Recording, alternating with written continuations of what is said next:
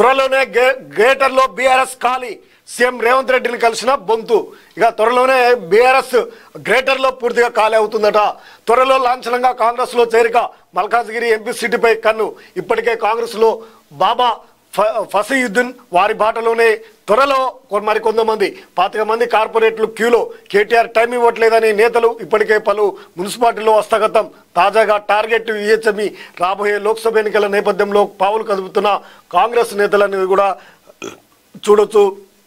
ఇంకా గ్రేటర్లో ఉన్నటువంటి ప్రముఖ నాయకులు కేటీఆర్కు అత్యంత సన్నిహితులైనటువంటి బొంతు.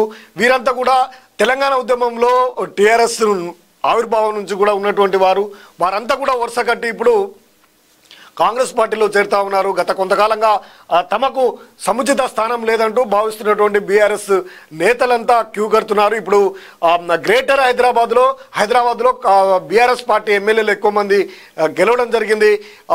అక్కడ పాగా వేయడానికి కాంగ్రెస్ వ్యూహాత్మకంగా ముందుకు వెళుతూ బీఆర్ఎస్తో ఎవరెవరు ఉండటం లేదు అంటూ దృష్టిని సారించి అక్కడ ఉన్నటువంటి కీలకమైనటువంటి నేతలు కాంగ్రెస్ పార్టీలో చేర్చడానికి వ్యూహాత్మకంగా రేవంత్ రెడ్డి కదులుతా ఉన్నారు.